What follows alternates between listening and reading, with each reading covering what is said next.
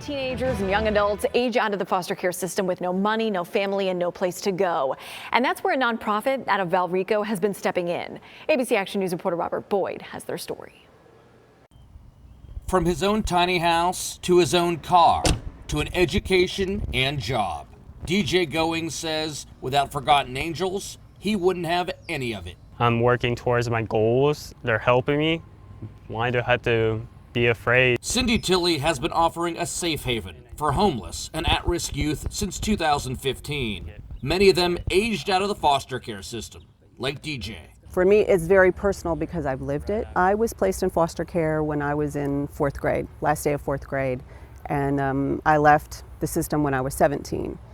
And I don't even know how to put it, but it's very, very scary out there when you don't have a safety net. Cindy is always adding to the secluded 12-acre Valrico property. From a butterfly garden, to a coffee shop, to farm animals. Plenty to do for her residents and guests. That sense of community and belonging is the most important thing you can do with anyone. But the young men who live here must also learn and accept responsibility. So you build your own home, you get shown how to make it from scratch all the way up. The goal is to give them the tools to eventually make it on their own. But that being said, they will always have a place at the dinner table. They can come back at any time.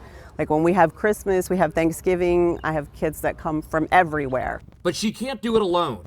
The nonprofit relies heavily on community support, like Josh Laurenti and Shay Mitri. Never really thought about it until it was presented to us, and after that, how could you look away? Josh and Shay decided to use their motorcycle-themed YouTube channels to raise more than $1 million by raffling off dozens of bikes. Motorcyclists who want to do the right thing and have been moved by this story. A lot of them have been in foster care themselves. As for DJ, after years of struggling to survive, he's just so happy to find people who care. As I see it, there's love to be spread around, and it's definitely here.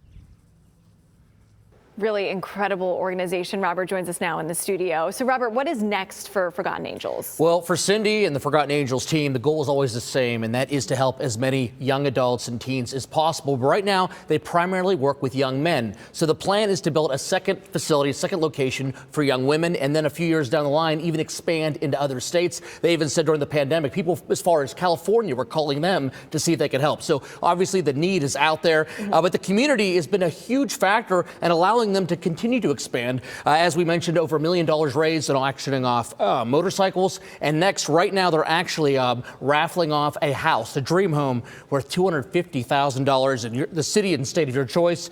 And for more information on that, go to our website, abcactionnews.com. Money going to a really great cause. Absolutely. All right, Robert, thank you so much.